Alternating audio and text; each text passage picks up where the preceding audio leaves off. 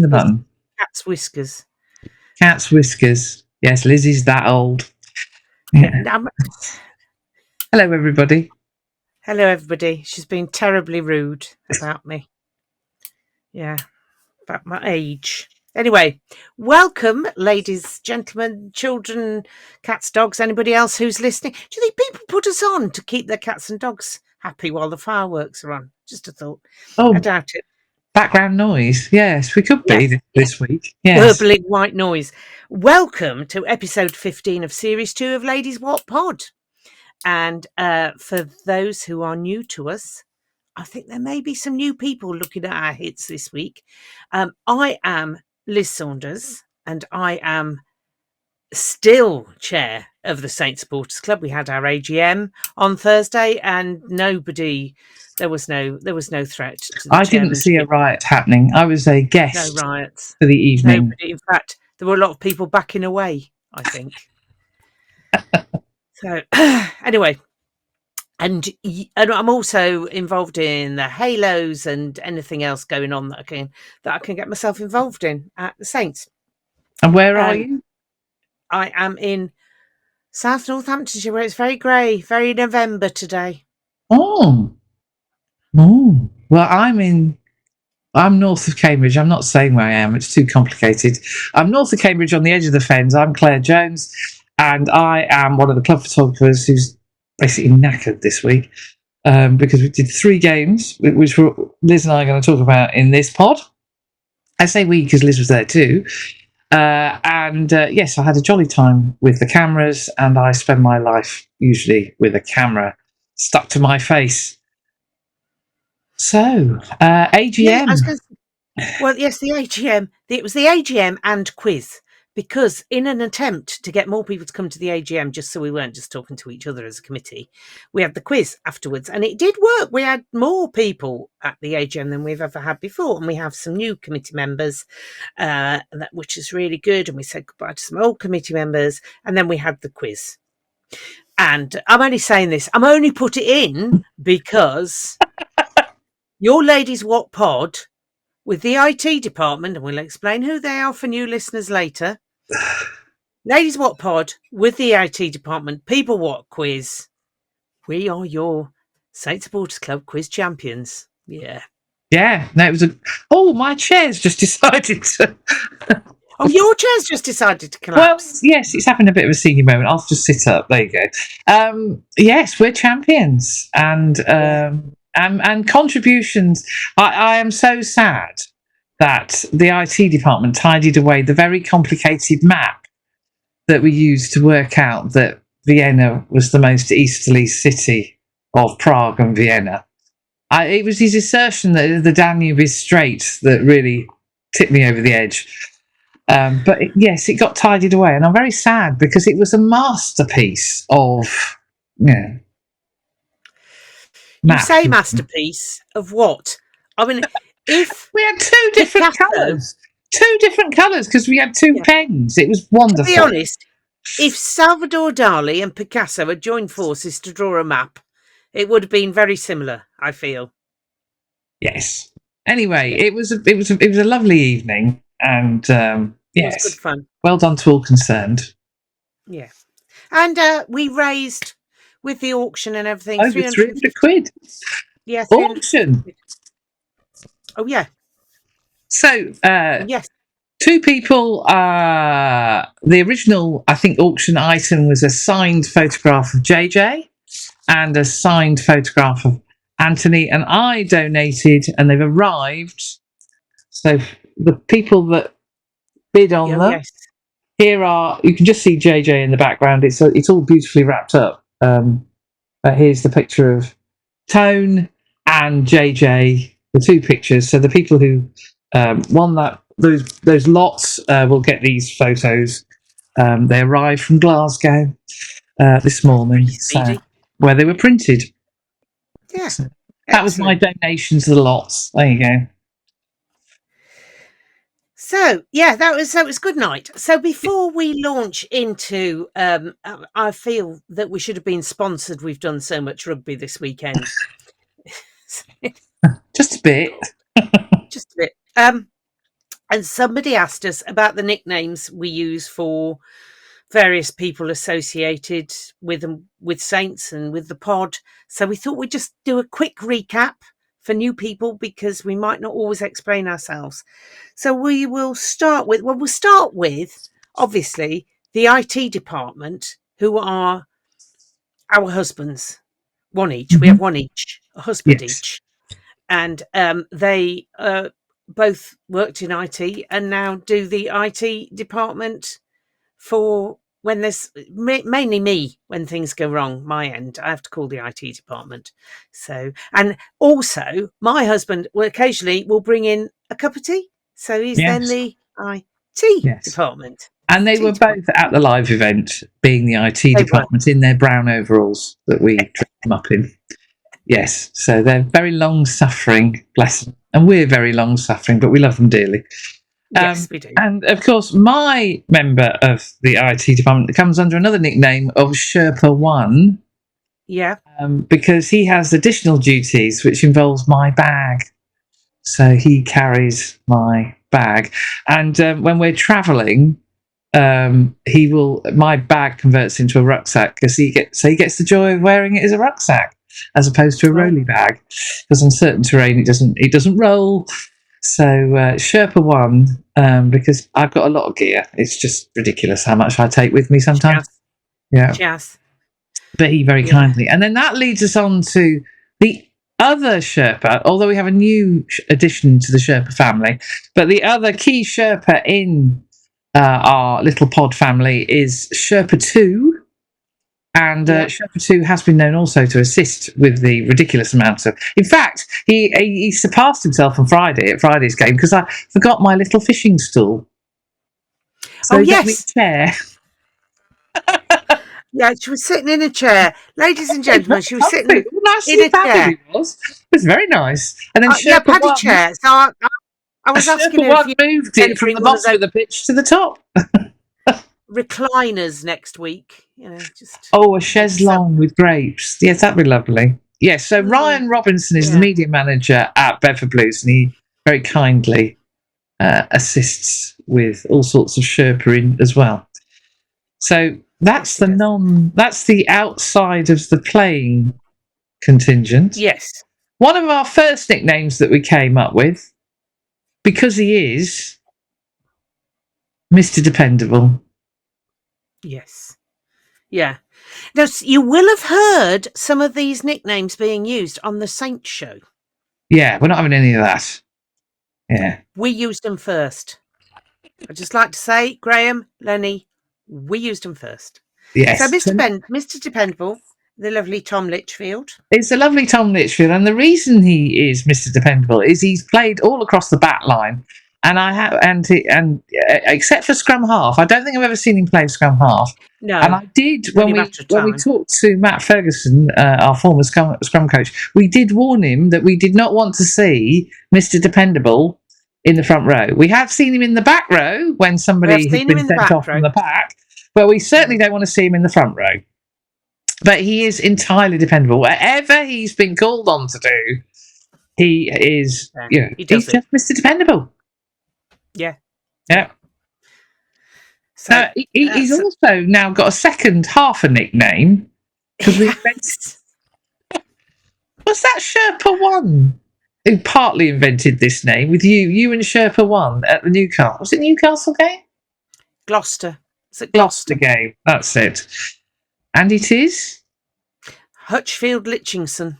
Yes, which we got wrong on the first time we used it. Yeah. And we got lots of feedback from Sherpa 1, who was not happy, at my IT department, not happy that we got it wrong. And this is the ideal combination of centres. Yeah, so that it was because the commentators, and I think the announcer at the ground possibly, couldn't tell them apart and kept giving the attribution to the wrong one. So it was obviously Hutch and Litch. So they became Hutchfield Litchingson, and you just change them over. But it has become a character in his own right. And in fact, he's there, the little bear. Yeah, very good. Very good. Aldi Hutchfield Litchingson. He's double-barrelled. Double-barrelled, very good. Very good. Now, occasionally we, of course, refer to Matt because Yes. Mr. Dependable's dad seems to appear on the pitch at really unfortunate times. And just to sort of open the curtain a little bit, that came from the fact that Graham and Lenny consistently describe it as Matt Litchfield that's playing for Saints. So we decided that some of the midfield confusion that was happening at times last season was actually down to the fact Matt really was playing. No, he wasn't. Yeah. Matt is a former prop, I think. I get that right? Yes.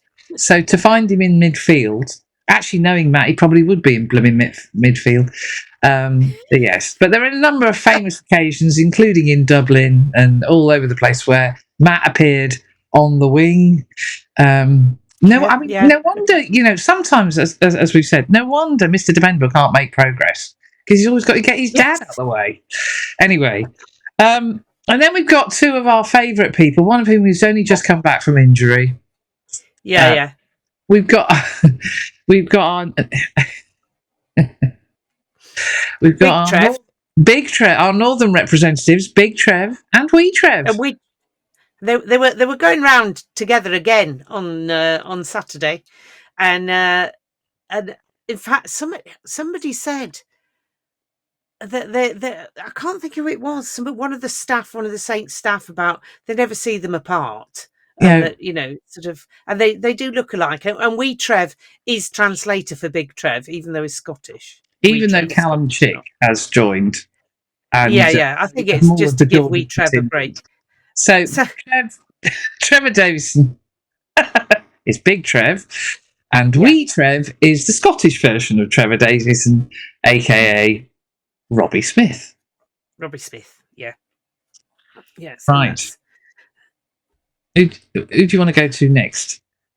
TP is just that's quite a universal nickname, and that's what the players call him, Tom Pearson. Yeah, yes. Tom Pearson. And TJ is Tom James. And next, the one, there's a mystery to it, the international man of mystery. Oh, no, he's one of the players. Mr. Angry. He's going to be angry at that. Oh, Mr. Angry. Yeah, oh, yes, I have. Oh, yeah, because I'd just written them down as we were thinking about them. Yeah, Mr. Angry, Ollie Slytone, because that seems to be his starting point. And the angrier he gets, the better he plays. Yes. And he has a DEFCON. And we have a sort of DEFCON scale for him. So the angrier, the more angry he gets whilst on the pitch, the better Saints in England see him. Sorry. And then I guess the international man of mystery. Well, I was going to say the Sergeant Wilson's next, maybe. Oh, Sergeant Wilson, yes. The two of them. Well, three of them now. Well, yes, we think there's three, yes. So Sergeant Wilson, named after John Le Mesurier, because the original, let's stick with the original because it'll get too complicated. The original George Fairbank once asked in a game against Exeter at Sandy Pass, Christoph Ridley, he asked him to review a clothesline tackle that had happened on him, but he did it in such a way that Sergeant Wilson... He'd been well splattered. From Dad's Army would have been proud of. And from that day, we did two things. One, we started to call George Sergeant Wilson, and we invented the Sergeant Wilson Award because we decided that the way that George was handling the referee, and it continued thereafter, was so brilliant that actually positive engagement with the referee is a good thing. And we've noticed lots of players have actually started doing it, whether it's Fraser Dingwall, who is Sergeant Wilson, the second Sergeant Wilson, is brilliant at it, as is our new arrival Callum Chick. Rachel Malcolm, as Scotland captain and Loughborough Lightning captain, was very, very good at it. And we did wonder whether they were learning from each other, that actually, rather than raging against the referee that some players do, actually working with them. Would you mind awfully? Would you mind awfully? Yes. And it completely disarmed Christoph, who was like, oh, well, certainly, Yes, just because you asked so nicely. TMO, could you have a quick look? And he got a penalty. Yeah. And then the last one on my list, Well, have we done the International Man of Mystery? No, we haven't, have we? No, we haven't done him yet. No, because we're saving him till last because he's outside of the club. Yes. So the think last so. member of the club is a very recent nickname, which Very she brought recent. upon herself. Yeah. And The it's Stealth CEO. CEO. Yes. Always undercover. You never spot her until she stood next to you, as Julia Chapman did to Liz. At Bedford. So, and she was in disguise. She was. Yes. And yes, our lovely CEO who we often talk to. So, and then last but not least, because he's rarely seen, the International Man of Mystery is 8-year-old Alfie, my grandson. So his brother always wants to do a video, and Alfie decides whether or not he toys with the media. Decides whether or not he blinked last week. You'd have missed him. I mean, he was barely in front of the camera. That's right. No cameras. So he's the International Man of Mystery, just because. That's and now in Alfie. Towcester under 8, right? Yes. Yeah. So that hopefully now, and we will be testing you. You know, you've got the full list now, and I'm sure there'll be more because as things happen to us, we'll invent new players will arrive and new nicknames will happen. But we did mention the Ginger Ninja, didn't we? Oh, I don't think we did. How can we forget the Ginger Ninja? No. Laura, he's right at the top of my list, but you went in with Mr. Dependable, so I did. I started, yes, and the Ginger Ninja's on the right hand side on my list. You see, that's what's done it. Yes, the Ginger Ninja, aka the man with all his limbs on the wrong way round. There's a particular photograph. If you want to go and see him at his very best of having everything the wrong way around, go and definitely look at the match gallery for Coventry in the Premiership Rugby Cup last year, when George succeeded in getting his hands, his arms, his legs, and his head in the most peculiar angle whilst trying to catch the ball. Yeah. And we always fear that when he has a leg injury, if surgeons are involved, they may yet put his feet on the right way round. And of course, his whole talent relies on his feet being on the wrong way round. Yeah, be a disaster. So so that's the Ginger Ninja, and yes, and I think that's it. Little George, is one of our favourite youngsters who is a friend of the pod, and Little George is a carbon copy and sort of micro version of the Ginger Ninja. Yeah, can't really tell them apart except on the scale. Even Finn Smith talks about playing mini rugby at Shipston, and then this ginger kid turned up with his limbs on back to front. So it's not just to be fair, even Laura, his mother, says his limbs are on the wrong way around. Yeah. Anyway, so we thought this week we'd do games in order because there are so many. I went to 3 games. Yeah. And you went to 4 live matches. And then, of course, we had the test matches across the weekend as well. But we didn't go to those. Because we have got more money. We have got sense, and we're not spending that money on that. No. Eye-watering amounts of money. Anyway. Friday night lights and slope. Bedford Blues versus Doncaster Knights. All under lights. It could get very, very alliterative there. It was Doncaster coming off the high of beating Worcester. It was going to be an interesting one, and it was interesting. And also Bedford coming off the high of squeaking a 5-pointer against Heartbreak. Yes, and Doncaster had got some big names. Well, long names. Some of them needed old names. Some of them needed their Zimmer frames because one of them was at least 109. Well, the honey monster's been around forever. Moody Polar, couldn't believe it. Moody Polar playing in the front row at tight end. Yeah. Yes. And the chap on the wing, Rockandunguni, who the Gooney. Yes. He's about 38. Yeah, But there were also some former Saints players. Yeah, well, Right. On the wing, on the other wing. Oliver Taylor, yes, so they put out a particularly strong side, so they were confident of a win. Yeah. So the two teams went after each other, and particularly because the Prem Cup, it doesn't just impact on the players being away from Saints, and the team we put out from the Prem Cup doesn't just impact on Saints, it impacts on Bedford and all the loan, because all these boys that played in the Prem Cup have been playing elsewhere. So by bringing them back from Bedford and Cambridge and other places as well, it's it has an impact on them, and Bedford without Archie and Finn still seem to do pretty well. Yep. So they did have some Saints players there, though. But yeah. Well, so Bedford were without. Yes, Archie and Finn are the two big names that they were out. They were also without Jim Henry, who was playing the role of defence coach. So Reece Marshall took over Jim's duties with Cameron Boone, who's the new forwards coach at Bedford. Mikey Rea was prowling around in the way that Mikey does. He was there. And some late call-ups happened for a couple of Saints lads that we haven't seen yet. We've seen them at training. We've seen them in the under-18s. And both you and I have spoken to both of them. One is the lovely Archie Appleby. Oh, yeah, yes. And the other is Freddie St John. And it is definitely St John, not St John. We have that confirmed.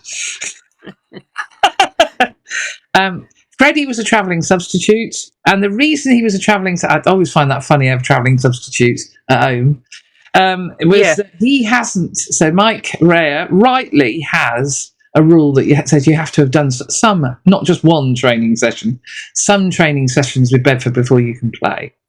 And Archie had been training with Bedford, so I think it was Nick Finch who failed a late fitness test. Archie came onto the bench, so we were very excited when we heard the news that. I feel sorry for Nick. Nick's a really good player for Bedford, and he's had a few niggles recently, so I wish him well. But it did mean that Archie came onto the bench. It was a bit of a damp evening. Yes, it did rain. And I do only a bit, but I still got quite a little bit damp. Yes, only a tiny bit. It was the chair wasn't in danger. So we were actually sitting for the first half. Yes, you were in the posh seats. Yes, we were in the posh seats. So Bedford did exactly the same as they did against Hartbury, and went 15-0 down. It was almost like, Oh, and also they were playing down the slope in the first half. And when we mean slope, we don't mean the nonsense at the Gardens. We mean slope. Slope. And then all of a sudden they woke up. They did. Ooh. Yeah. They did.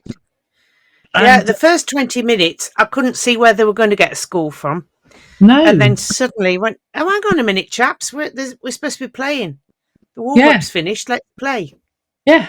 And so they came roaring back and scored some fabulous tries. One of them, I think, came as a complete surprise to Dean Adamson, because he was actually running back to his wing when suddenly the ball arrived in his hands. Like, okay, if you insist. And so he swung around and shot under the posts to score a rather nice try. And then the next one, I think, happened on my side of the pitch, which was Lucas Titherington. I'm sure Hutchfield Litchington has a Lucas Titherington heritage there. I think the idea might have come from his name. There's a sort of, musical Lucas quality. Titherington's in our Edwardian music hall. Has he got his spoons yet? Has he sorted them out? I don't know. Anyway, Lucas scored a really lovely try in the corner. Cue, lots of excitement. And then there was another try from Dean Adamson at the top end. And before we knew it, they were in the lead. And it was all going, oh, what's going on here? All very exciting. It was very exciting. And then they did brilliantly in the second half as well, including an amazing try from Ryan Hutler, who intercepted a pass. Oh my goodness me. Oh my goodness me. It was an amazing try. Up the slope and everything. I think he thought he was going to die, let alone anybody else think he was going to die. Yeah, and his leg went, you are mad. I'm not having any part of this. And he got cramp or something as he fell over the line. Yes, and it wasn't even his bandaged leg; it was the other leg. Poor old Dean Adamson. The first thing he had to do was deal with a cramped up leg. But yes, and we had it was Craig Maxwell Keys was the referee. Yes, and Dr. Jones was helping Sherpa. So Sherpa 1 was assisting Sherpa 2 with the scoreboard, as usual. And so Dr. Jones, deep in conversation with the referee's assessor, had a fine old time. But yes, and got the score wrong as a result, I think. Because in the end, it ended up, let me see if I can get this right, 36-32. Whereas if you looked at the score, literally as the whistle went, it said 36-34. But it wasn't, it was 36-32. 32. Huge roars of delight from the Bedford players. I haven't seen reactions like that in a long time, so it clearly meant a lot that they'd come back. But with about 15-20 minutes to go, who appears on the pitch? Our little Archie Appleby. He's not little at all. No, he's huge. Appleby, he's huge. He's a big lad. Came on in the second row and did really, really well. Now, I don't know where I mean, that will be the highest level of adult rugby that he's played. So to come on, it would have been a surprise that he was playing, and to come on and just get stuck in the way that he did. We briefly spoke to did not look out of place. Yeah. We briefly spoke to Reece Marshall after the game, and he was delighted with how Archie went. So, well done, my friend. I think, top work. I think he learned more in that 20 minutes probably than he's learned in a long time. You could see him. He was absorbing. There's a young man in whose footsteps he's following, is young Archie, who this week, we'll talk about him later, but I remember him playing his first games on that slope at Lock. Yeah. And it taught him loads. And we'll mention him later. So, Archie, you are treading a well-worn and very successful path, and good luck to you. And you could see him learning, listening, absorbing everything that was going on, being where he should be and where he should be standing. I'm very impressed. So well done, Archie. And they're off to London Scottish this week. Ooh. I won't be there. But well done to Bedford. They had a bit of a ropey start to the season, but they've really got going now. So, well done to everybody concerned. And it was a lovely, lovely night for me because I met up with some friends from my Argentinian tour. Yeah, so from Doncaster, who I met. Yes, at least one of them, Martin.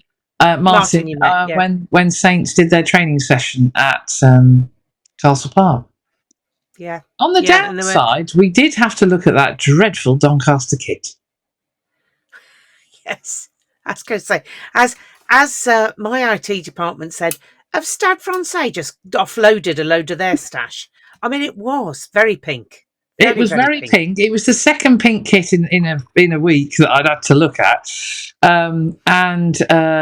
it was pink, and it wasn't the end of the pink kit because there were two games that we had pink kits, and the one game that I did want pink kit, we had a black kit. But anyway, and then the next game, which we didn't actually attend, but we did watch, was England versus Australia. Has to be mentioned because we had 6 Saints involved in this setup. 6, ladies and gentlemen, which is damned impressive by anybody's standards. And some starting, some on the bench, finishers, the bomb squad, as 2 of them were referred to, I believe. And so we got Fremo playing out of position in the centre next to Dingers. I mean, if you've got to play out of position, you'd want to be next to Dingers, wouldn't you? Really? You would want to be next to Dingers. Yes. And, Yes. So I think our lads put in a shift. Let's just say they absolutely put in a shift. I think in international rugby, you don't get a sort of pre-season and a little pre-season game, and then you just straight and to go in the way they did. I think Fremo would have learned loads about being an international outside centre because but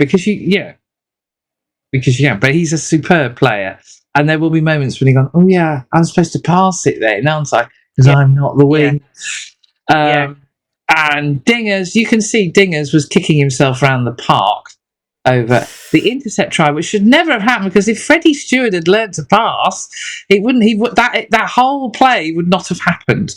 I'd like to say congratulations to Craig Evans, the assistant referee, who managed to keep up with the try scorer. Unlike England's defence. Without any of his legs giving up. So that was good. Yeah, Ryan Hutler. Yeah.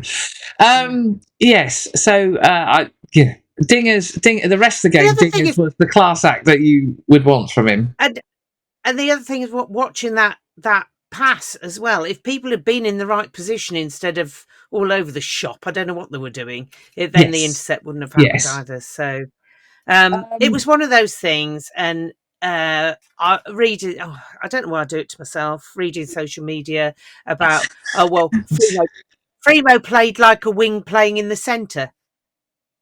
Well, that might be because anyway, I don't know what the fuss is about Dingwall. I didn't see what he did.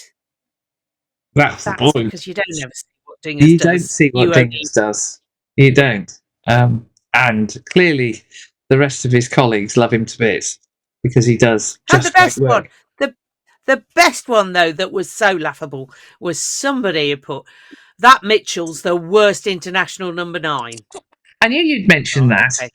Yes. I have to, because and I just thought, oh, you idiot. Ask Danny Kerr. Should we ask Danny Kerr?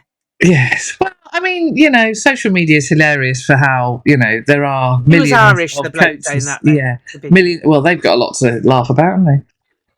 Yeah, well, they have.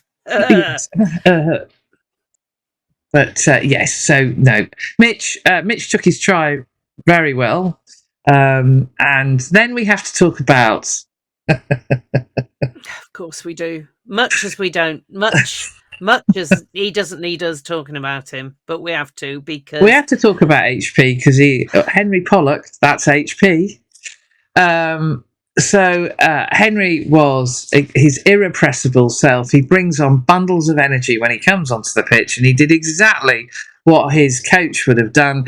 He and Tom Roebuck linked up in the way that I think Freddie Stewart was supposed to be linking up with the rest of his colleagues, but bless him, he didn't have a great day at the office. But Tom Roebuck, he's a class act. That lad. He is. Henry picks up the ball one-handed, charges for the line, gets tackled very well. As he's being tackled, he's looking at the big screen in a very middle distance runner kind of way, wanting to know who's catching him up, and still manages to deliver and get over the line and score. And celebrates. It's all, everybody thinks he's just Henry. He is just Henry, and he's exactly what. So all you, Bufton Tufton, Barber wearing, and yes, I am picking out every blooming cliche we can have. Middle-aged blokes, because it usually is middle-aged blokes who played rugby about 150 million years ago. Bog off. Kids love him. Henry is just a really nice man. If you ever get to meet him, he is utterly charming. Just let's enjoy him while we've got him, because the sport needs him. Well, they even the TNT guys, when they interviewed him, they said, "You just play with a smile on your face." Well, I'm loving it. Why wouldn't I love it? This is just I'm living my best life. I'm 20. I'm having a ball. Yeah. Somebody and he went off, and they said, Australia. And they said, oh, thanks for coming. Oh, no, thank you for having me. And off he trotted. And you just think, he's so delightful. Then they were going, oh, he's just so nice. He's just so He nice. is. And He is nice. I mean, he he can be a pain in the backside, but how many, young men haven't been a pain in the backside? In fact, middle-aged men are demonstrating how many they can be pains in the backside. yeah. But there are many middle-aged men, including our respective husbands, who appreciate Henry for what he is, which is a delightful, talented rugby player, and we're blooming lucky to have him at the Saints. And we are, and for England as well. Christian Day, I've seen on Twitter going into X, whatever it's called, going he's into got one to bat South for African Henry. supporter that he's gently, he's because laying waste. The guy claims that everyone's calling him a legend, and to which Christian's gone down there. Give me evidence. Yes, and of course he hasn't got any, because No. Although there are some people who keep calling him Goat. Well, you pack it in. He's 20. No, he's very talented.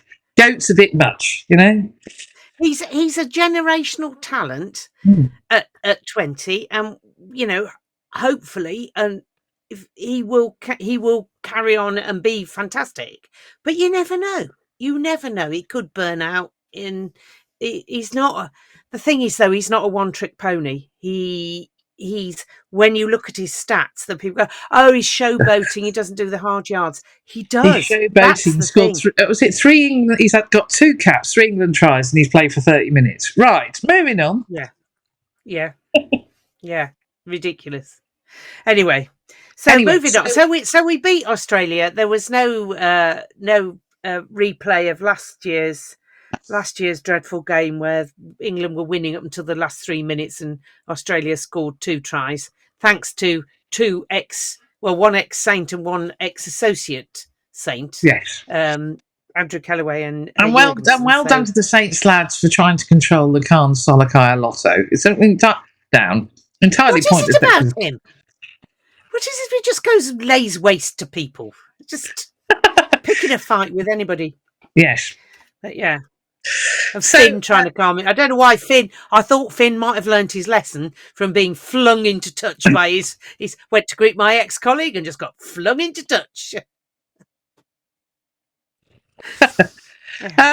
Anyway. So as an aside, it's not often I suggest people watch another podcast, but England Rugby's, was it O2 Onside something or other? Basically, England Rugby's podcast last week was with Finn Smith and the Smith family. So Andrew, his dad, featured. It's well worth a watch. You learn a lot about Finn the player and Finn the person, and Finn is part of his family. So it's really worth a watch. So do so. Then the next match, which was literally minutes after the final whistle at Allianz Stadium in Twickenham, was Saints versus Harlequins in the Prem Rugby Cup. We picked a very young team, but before we did any of that, young Liz was on duty. I was. It's such an honour that I think this is the thing. I was going to say the thing that I feel most honoured to be able to do is to be at the wreath laying for the remembrance service before the match, and with the lovely Jez Stafford doing the words, because used to be said by Jeff Allen, which would leave not a dry eye in the house. And even so, it's very, very moving. 4 of us laid wreaths. Myself, Brigadier Richard, somebody or other from the Army Benevolent Fund, Ella, Bevan, Chairman, and Sam Graham on behalf of the players. So, and there's a lovely Nick Heath and lovely Jez with his special Northampton Saints surplus. Yes. So it was lovely to have Nick Heath at the ground. I loved his green woolly mitts. You can just see them. The little woolly mittens, fingerless mittens. Jez, I sent these photos to Jez, so Jez has them. Yes, it's a very moving event that happens every year, and it's a privilege to be able to take photos of what's happening.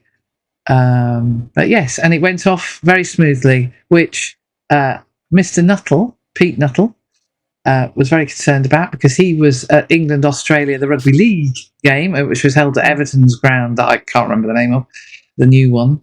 And he was very concerned to hear news when I saw him yesterday. And I said, it all went swimmingly, don't worry. Because it did, didn't it? We also had a lovely lady, the same lady, I think, who played last year. It was, yeah. She is with a cornet. Laura somebody. Playing her cornet beautifully. Again, she comes from the village, just the next village to mine.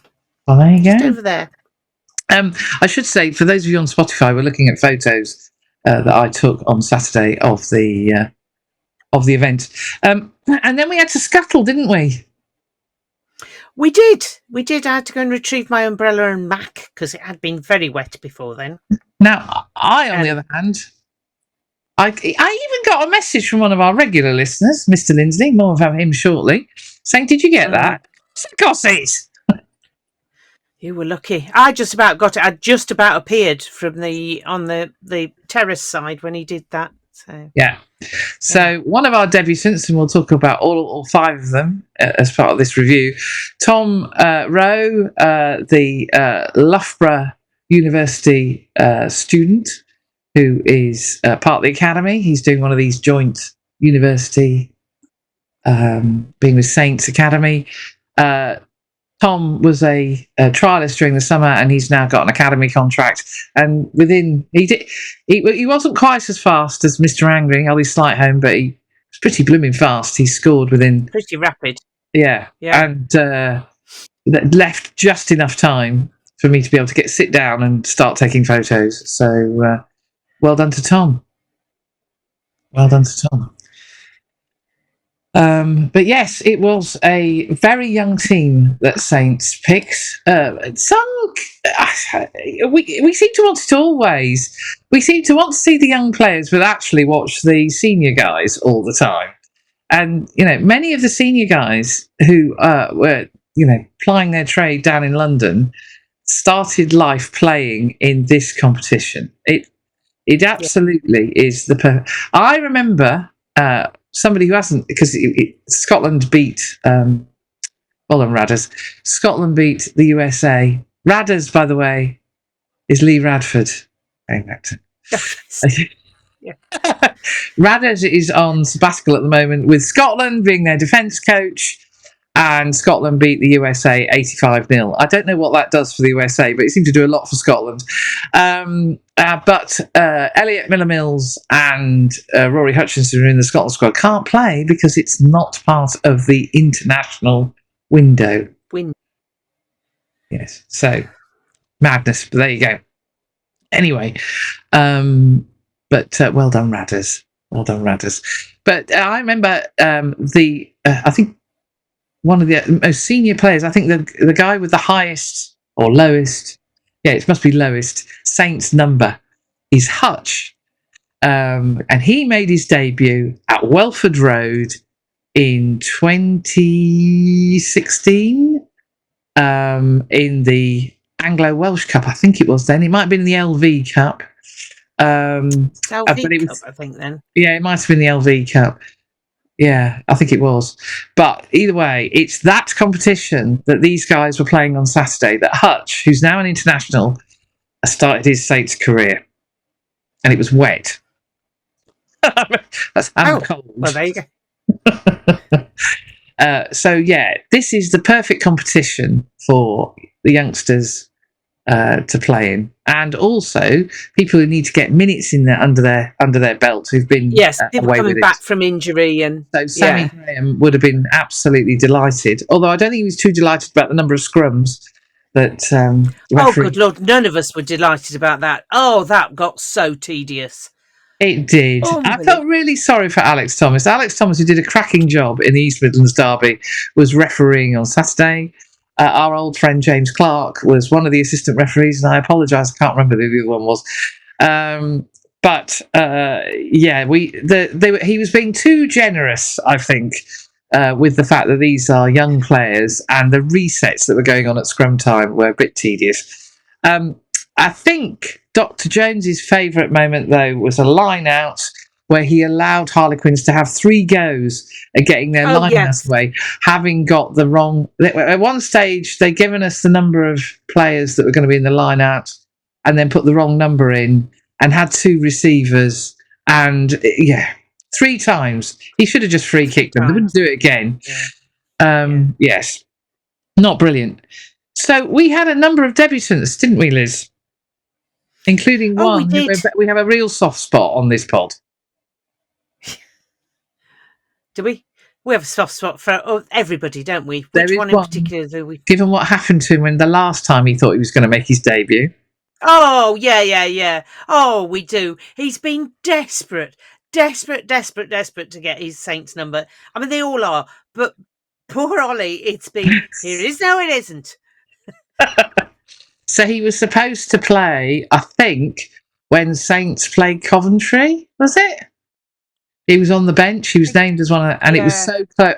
No, I know. I may have got the wrong game. It might have been Nottingham actually, but the game was very close. And as a young prop, they decided not to put him on because I think the prop on the opposition was about a gnarly old git. So Ollie didn't get on, and he was in bits. He was devastated that he didn't get to make his debut. He's played for England under-20s. He's a real prospect. And he came on. He started on Saturday, and it was just wonderful to see. So well done, Ollie Scola. Meanwhile, one of the chattier hookers we've had over the years, Marco Manfredi, who managed to wind up Mr. Thomas good and proper. I was going to say, one of the chattier hookers we've had. My God. Yeah, but I think he is really one of the chattiest. I mean, we thought Mikey Hayward could gabble away, but I think Marco's rivaling him to the point that Mr. Thomas had to ask him to be quiet. Oh, okay. I missed that. So, yeah. Yes. Marco is utterly charming. He's another delightful young man. I'm very excited. I say to the young man, I don't actually know how old he is. He has played for Italy in the past. Do you want me to check his age? Well, we can. We were relying on people to bring the average age of that team out of the teens, weren't we, really? Yes. So, yes. So Marco was playing at hooker, and then Tom Rowe was playing on the right wing, and he is a teenager. He's 19, I believe. Another 19-year-old. Oh God! And Tom has been scoring tries for fun for Loughborough. He's been playing as part of the Bucks competition, and anybody who follows university rugby will know that's a very competitive league. And Tom has been scoring absolute worldy tries.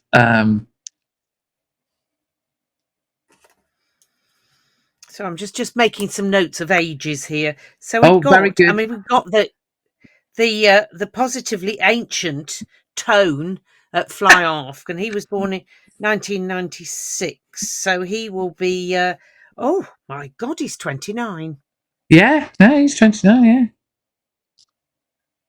That's who else did we have there? Finn Brown, how old is he? 2002 he was born, so that makes him 23. 23. Ancient, Mr. Brown. Ancient. Oh no, Archie Benson, even older, 24. My God.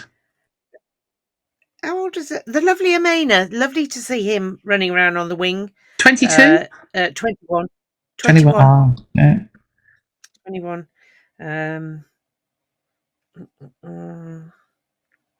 He wasn't there. So while Liz amuses herself, I just thought I'd show you. I'll just entertain you. Look at photographs. A picture of the debutants. So if you don't know what they look like, because of course, if those of you who couldn't be there had to rely on the radio, so to bring to life We have Jimmy Bennett on the end. Jimmy is an only player and played in the same school team as one of the Bedford players, Tommy Herman, who has occasionally trained with Saints. Aidan Ainsworth Cave, England under 20, and his mum is a regular listener, as we know. And then in the middle, the lovely Ollie Scholar. There he is. Oh, Ollie Scholar. Bless. Tom Rowe, and then the character. Here he is, Marco Manfredi, who, yes, it was great to see him playing. And I have fun with the cameras. I had so much fun. I've got more photos than I know what to do with. But it was good. I think this guy is the class act. There you go, Liz. Made his debut at Gloucester. Yeah. Oh, God, he is. Yeah, he was 17 or 18. James Pater is his name. Keep an eye on everybody. He is class. And he and Anthony worked that try beautifully. He's 18. He's 18. Well, there you go. He's 18. He's not 19 till February. Same as Henry Lumley. Right. They're both still 18. Yeah. Yeah. So it was an exceptionally young side, and it's just ridiculous. Ridiculously young. They're all in their 20s. Yes, ridiculously young, and it was Sammy G. Sammy G is 28. How do I know that? Because he's 4 days younger than Mrs. C. Who is Mrs. C? For those new to the pod. Mrs. C, formerly known as Miss J, is my daughter Becca. So there you go. And she got married earlier this year and went from being Miss J to Mrs. C. So there you go. And she is almost, or Sammy G, aka Sam Graham, is almost the same age. They're almost the same age as each other, born a few days apart, which makes me feel very young. Well, yeah, it gets worse, trust me. So Tom Rowe is just 20, was 20 in October, and Ollie Scholar is 19 still. Yeah, and has already played for England under 20s, is exceptionally highly regarded by everybody, including our current scrum coach. We must mention, because we know he listens to the pod because he confirmed it, our former scrum coach, Matt Ferguson, was the head coach for Quins on Saturday. It was lovely seeing him, although he looks all wrong in a baseball cap. Where's the woolly hat, Fergs? Yes. Well, he's got to change his image, hasn't he? With those city slickers now. Yeah, he's down south. He's in the posh suburbs now, so he's got to wear, a posh hat. But he doesn't look right without his woolly hat. Anyway, it was a stop-starty game. It took nearly 2 hours to play. The medics for Harlequins, if they got paid by it was 50p every time they ran on the pitch, they'd have been millionaires when they went home. It was a long old afternoon, but we got the 5 points, and the kids will have learnt loads. So all you that want to see flowing rugby in the style of, it takes practice. It takes math practice, and there was some beautiful stuff, and we did see it. We absolutely, but it'll come. It'll come as they play more together. So, well done, everybody. And also, the Alex, the referee, will have learnt loads as well about how to communicate more clearly, I feel. Yeah, absolutely. Referees too. Referees too have to learn. It doesn't happen, instantly. You become an international referee. Even those that do. Liz's favourite. He's a referee. It's a development cup game for players and referees. This is the whole thing about it, is bringing everybody on. So and Anthony Bellow, known as Tone on this pod, showed his class again, and he took a bit of a bang. He did. Show the individual that they did this to Tone. Hold on, let's see if I can. Oh Lord, She's very fond of Tone. I am very fond of Tone. Yes, I'm very fond of Tone. Here we go. I'll just share my screen again. I'm not having this. What's going on here?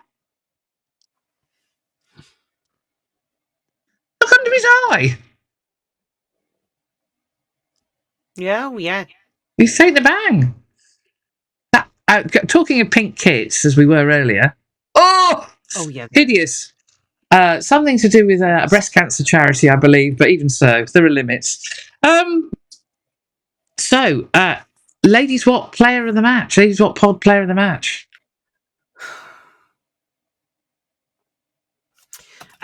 Well.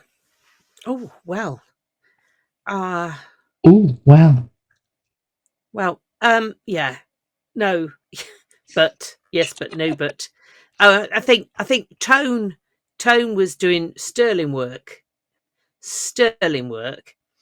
But sometimes I almost felt like back off, Tone, let the kids play a bit. I felt he was almost trying too hard. But we love you, Tone, and what do I know? But for me, young James Pater, to be honest. Yeah, James Pater, absolutely secure under the high ball, created stuff from nothing, really, really top performance, and took his try beautifully. Yeah. I'm absolutely with you. In fact, here we go. We can even. Here he is. Oh, those of you on Spotify, guess where I'm going? Yeah, I'm looking at photos.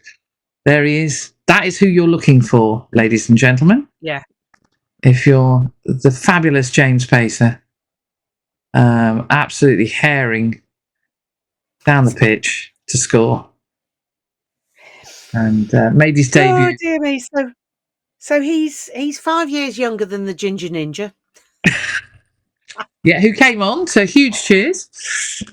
Oh dear me! It's just getting crazy.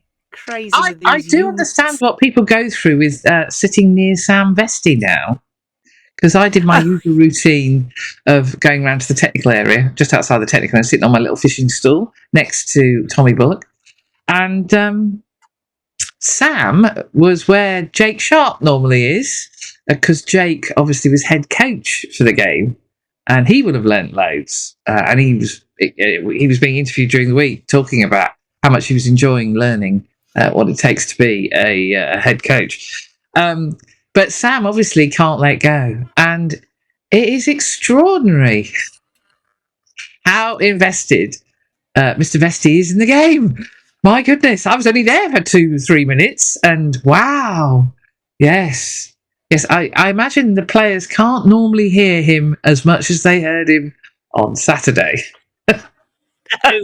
During a game. What was the quote from Douse about something about when he was asked, you're not passionate. Well, I don't have to be. I sit next to Vesti. He does it for me. Yes, it was a very animated Mr. Vesti I was sat near. So I have to say, we should also mention, there's a few players that we should mention who we loved. Johnny Beitman was fantastic. The Finn and Archie show did very well. There was lots of great ball carrying going on. Chunya ended up taking one for the team. Well done, Chunya. Yes. It's the boots, Chunya. It's the bright yellow boots. You wanted to get noticed. And did. Yes. So I think it was great. It was great to see TJ back on the field. Sonny Tonga came on to enormous cheers, and he made his debut in the equivalent competition for about 10 minutes last year. But this year he came on and put himself about a bit, and did brilliantly in the scrums. So well done, Sonny. He has come on leaps and bounds, and again spent a lot of time on that blessed slope at Goldington Road, and it's done him a power of good. It's done him an absolute power of good. So much good. Yeah. In fact, my highlights of the season is Sonny laying waste to Cornish Pirates front row in the pre-season friendly. down in Cornwall. So there you go. Yes, so I think I think a lot of youngsters got a lot of game time. It was fabulous to see, and it's really exciting. Who are we going to bring on for Newcastle in a couple of weeks' time? Oh yeah. So, and then we move on to Loughborough versus Sale. Yes. Which was an early kick-off yesterday. Oh, God, I met myself coming back. I was that busy. I stood in the changing room, and I said to the girls, "It seems like 5 minutes I was here." Oh, it is 5 minutes, and I was here. Although it looked quite different from what I would say is where the players had a photo on the board, the honours board above the in the changing room in the back wall, because the likes of Jimmy Bennett, he's a guest player, so he didn't know his photo, but he will do. They already had, for those that they had a photo for, they already had their Saints number up yesterday. So that was really impressive. Yeah, well done to the Saints for that, because that was top. That was. But I would say that how can I put it? It was it was a busy day yesterday. That's what I'm going to say, because I did a lot of stuff in the changing room beforehand. I did a lot of stuff as a photographer. Not that I was doing anything to do with rugby. I was taking photographs.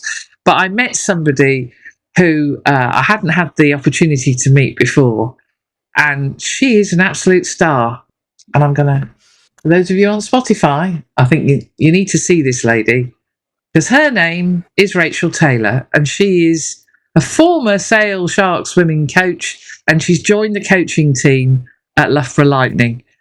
And this is the mascots waiting for their respective players, and she did one run going to the changing room and then warned them that when she came back, she wanted to see how they'd done, and they were doing a practice run of high fives, and the kids absolutely loved it. So Rachel was an absolute superstar. She really was. It was a joy to see her do that, because she didn't need to. She did point out to me, she came back into the tunnel because she realised she'd left something in the changing room, and then realised that she kind of set a precedent, because every time she walked past the kids, they'd expect a high five. And she said, "You know what? I think I'll wait until the players have run out, then I'll go and get it."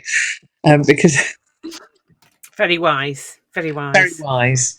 Very wise. So it was a really good game, wasn't it? Well, the beginning of the first bit of the first half, there was scrum deja vu. There was a lot of scrummaging went on down in Lightning's half. 2 visits to the 22 brought 1 score for Lightning, and their defence was absolutely amazing, but there was a lot of scrums. One point I felt I'd nodded off, and is this still the same scrum, or is it another one? So there was a bit of that, but after that it did get to be very good, and Lightning got into their stride. Talking of which, their defence was rock solid, and their attack really started to be sharp. So this is Talia Brodie, one of the newer joinees, and she absolutely ripped through the Sale defence. And scored the only points of the first half. But it was a cracking try. It really was a great try. And you're absolutely right, Liz. I mean, it was a defensive masterclass. And although, I mean, Radders would have been purring, and I know that Nathan Smith was purring, but this is a team that shipped 50 points at Quins. To put on the defensive masterclass that they did was, very, very impressive. Yeah. As is this young lady. Oh gosh, yes. Oh my goodness me, yes. Helena Latouille? I'm going to get her name wrong, and I apologise. Yeah, we do apologise. She's lovely. She is an absolute star, and one for the future. So much personality as well. She's been she's on the fantastic. pod. Absolutely fantastic. And she's 19 as well. Yeah, she is. She is. So it was actually this is my favourite photo of the day. I noticed that Daisy is pointing up in a very Alan Shearer kind of way, and then pointing down to the referee to say, "Look, it's there." It turned into a good win.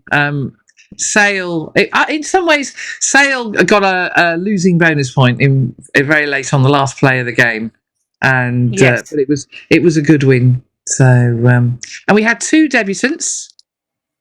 Here we go.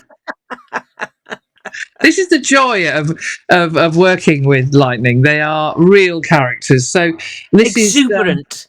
Is the word, isn't it? Yes.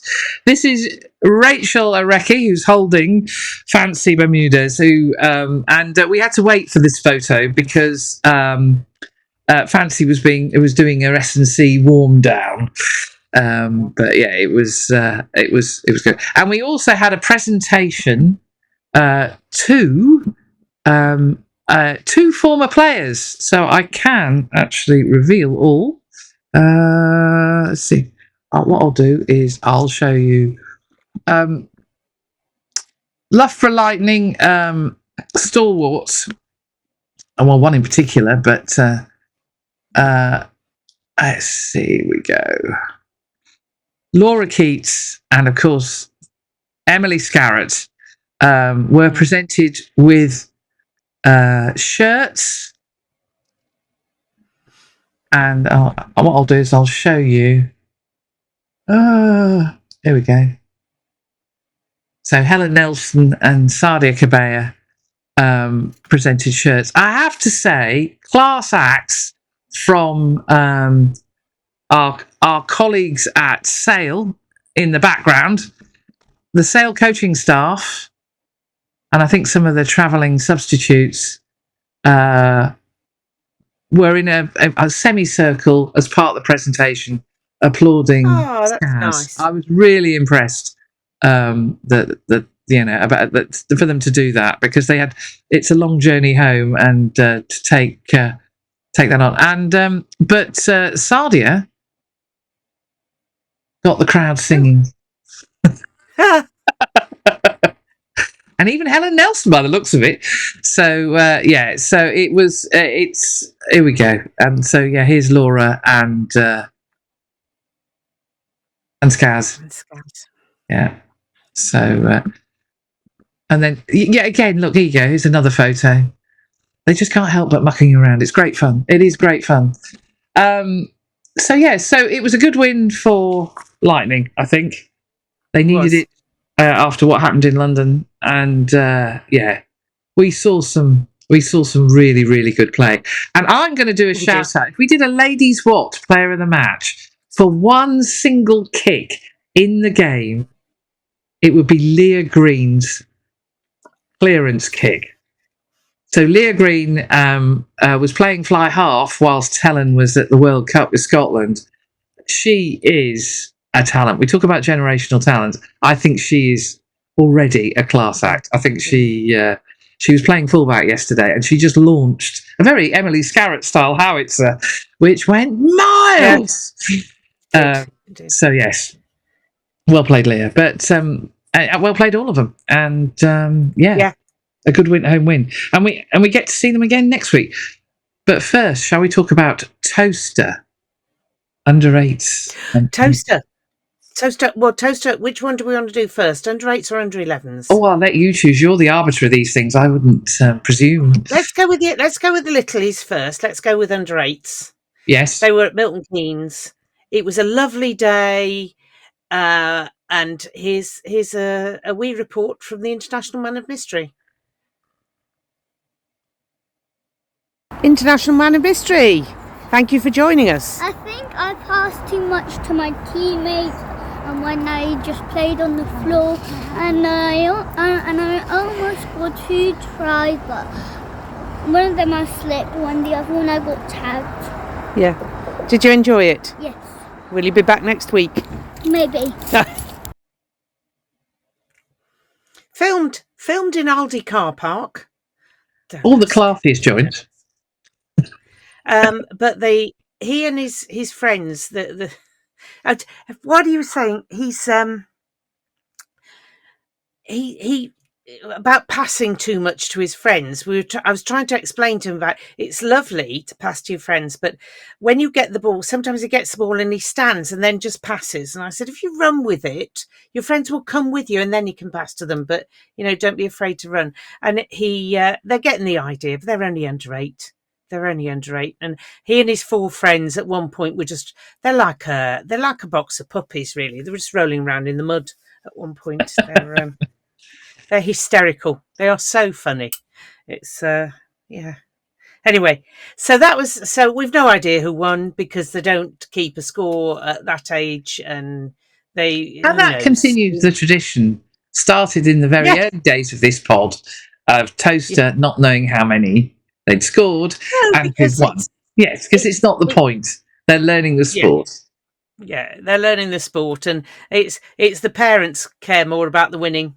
They're just having the whole idea of the minis is to introduce them to playing and having fun with their mates, and that their mates are all their mates. And you see what happens when that goes through to the end. So yes, that was Towcester under 8s. Meanwhile, Towcester under 11s were playing at Towcester, and this is Harry's report. Harry Knight, Yes. fresh off the under 11s pitch, and how did you get on today? Very good playing Milton Keynes. We did extremely well. I scored a try and was very, very good with my tackles. Good. And that's what I've been told at least. In the end though, we were playing a 12v9 game. We had 9 players, they had 12. The only reason was because we were doing so good and winning against them by so much. You had to be handicapped. So talk us through your try. What happened? So I got the ball, I saw an open space, and I ran into it. There were people closing down on me, so I kept having to go further and further towards the touchline, and then into the corner, and it was easy. Well, not easy, it was hard, but fun. Good. Well done. Anything else? No, I got a mention from the coaches. Oh, well done. Excellent. And that's it. Excellent. It's Well been done. a tough game today. Good. Well done.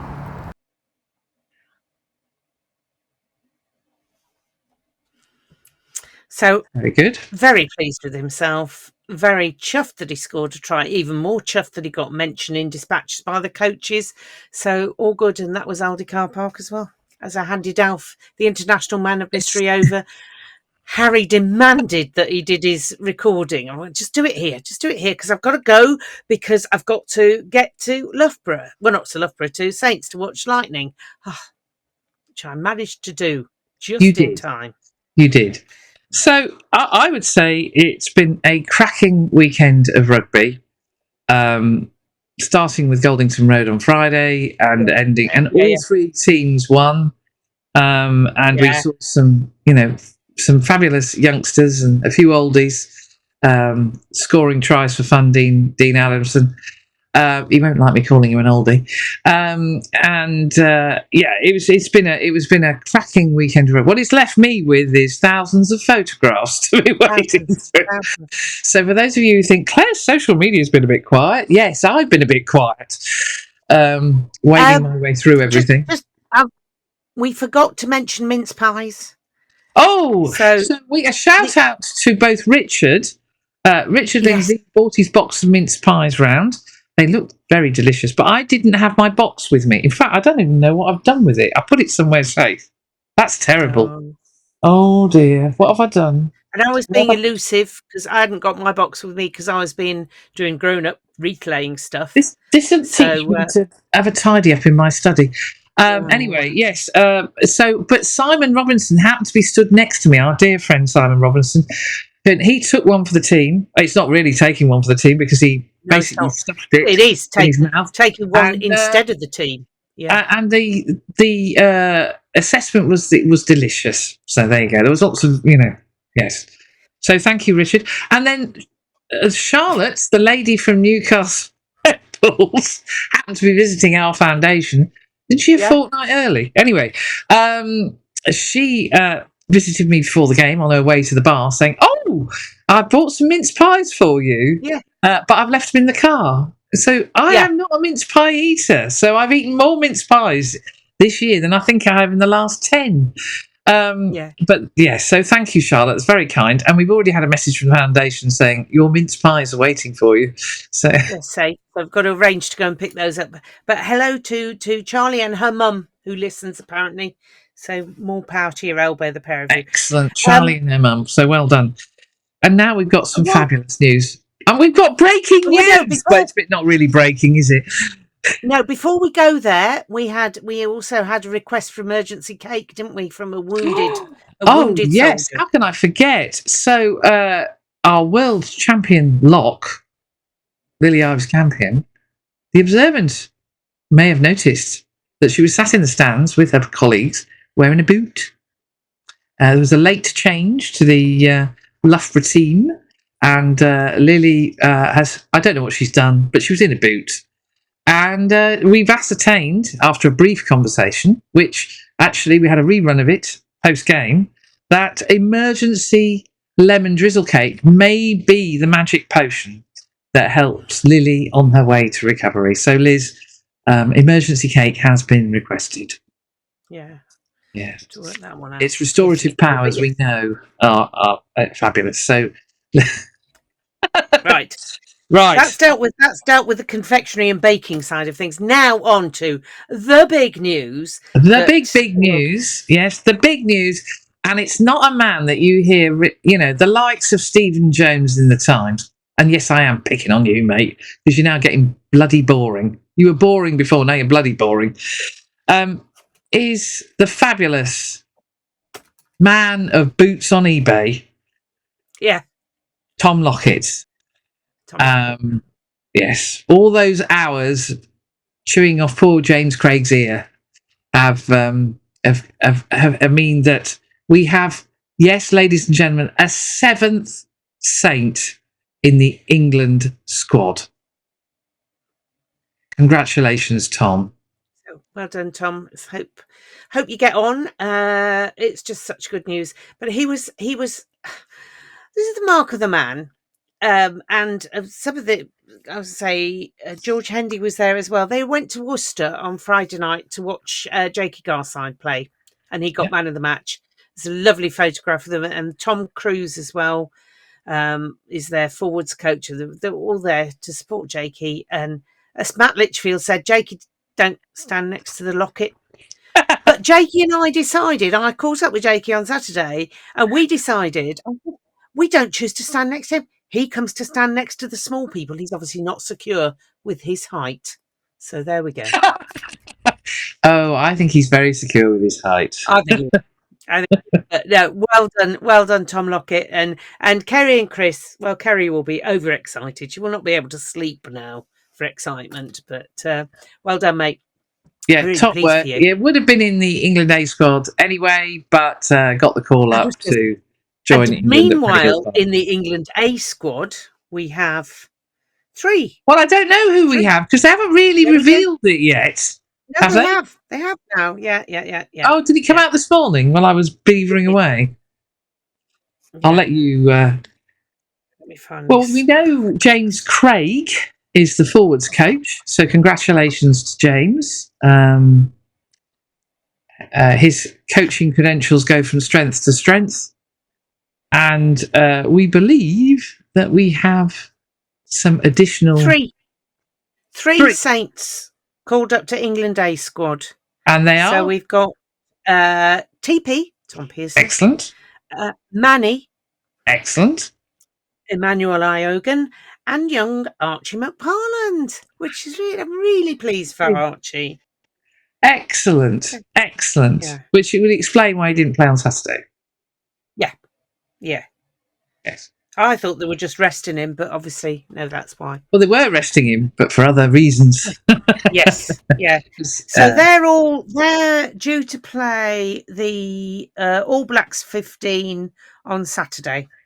Excellent.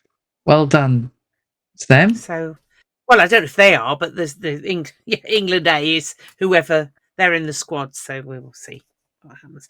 Brilliant. So yeah, Tom Lockett, as we're going back to earlier, and Archie Appleby. Yeah. I remember taking photographs of Tom winning Player of the Match at Goldington Road, having his photo taken with his mum and dad, Chris and Kerry, at the top of the slope. And yeah, so Archie is beginning, to tread the path that young. And Tom, going back to ages, Tom is he's not Methuselah. What, 23? It's 23. It was 23 last month. Yeah. So fabulous news. The team in the academy do sterling stuff, and it's now bearing fruit, big style. Big style. When we've got 7 in the main squad and 3 in the A squad. Not forgetting we've got a whole host of under 20s and under 18s and God knows what else. And 2 with Scotland. Well, there's 2 with Scotland. 2 with Scotland. He is in the squad. Yes. Yeah. But just thinking that from the academy, we've got one with Scotland. Yes, no, Elliot didn't go through our academy. No, and one with Italy, of course. One with Italy. Yes. Young Edo, bless him. So a wonderful weekend of rugby. We're very busy. I'm going to head off now to partly edit this pod, but partly continue to wade through a lot of photos from the weekend. It will appear on my social media at some point. But thank you to everybody. We had a record week again last week. Our viewership is going up and up and up and up, which is brilliant. Please do spread the word. Please, give us a rating, give us feedback, give us, comments. The more you push the button on the respective, star rating on Spotify and Apple, and thumbs up and subscribe on YouTube, the more people get to hear it. And then we get the likes of Charlotte in Newcastle hearing of us podding. So please do spread the word. We love what we do.